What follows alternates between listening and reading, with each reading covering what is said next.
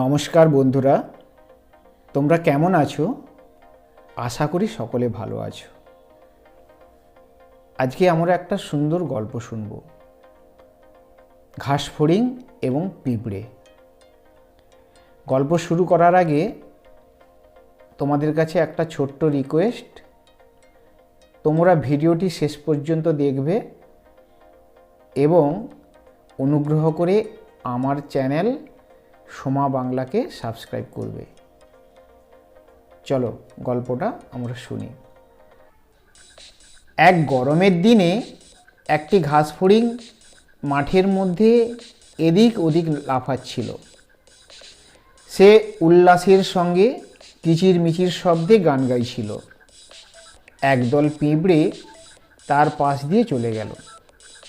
তারা পরিপুষ্ট শস্য দানা বয়ে নিয়ে যাচ্ছিল।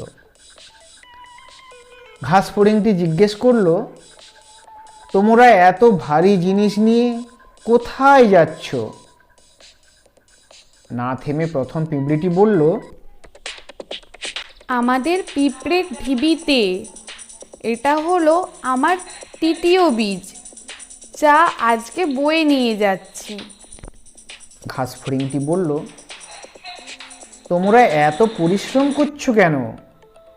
তোমরা এসে আমার সাথে গান করছো না কেন? পিঁপড়েটি বলল,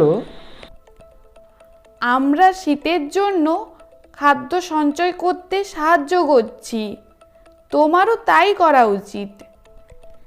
শীত এখন অনেক দেরি, আজ খুব সুন্দর দিন। ফড়িং গান গাইতে লাগলো, কিন্তু পিঁপড়েরা তাদের পথে চলে গেল। তারা তাদের কঠিন পরিশ্রম চালিয়ে যেতে লাগলো। শীঘ্রই আবহাওয়া পরিবর্তন হয়ে ঠান্ডা পড়ে গেল। একটা সাদা বরফের আস্তরণে মাঠের সব ঘাস ঢেকে গেল। ঘাসফড়িংটি কোনো খাবার খুঁজে পেল না। সে পিঁপড়ের ঢিপিতে গেল। সে দেখল পিঁপড়েরা শীতের জন্য যথেষ্ট খাদ্য সঞ্চয় করেছে। সে পিঁপড়েদের বলল, পিঁপড়ে ভাই, গোটা মাঠটি বরফে ঢেকে গেছে, তুষারপাত হচ্ছে। আমি কয়েকদিন না খেয়েই আছি। তোমাদের জমানো খাবার আমায় কিছু দাও না? কি, তুমি কি শীতের জন্য কিছুই সঞ্চয় করে রাখোনি? পুরো গরমে তুমি কি করছিলে? আমার কোনো খাদ্য মজুত করার সময় ছিল না, আমি বাজনা বাজাতে ব্যস্ত ছিলাম। পিঁপড়েরা বিরক্তির সাথে তাদের মাথা নাড়ল।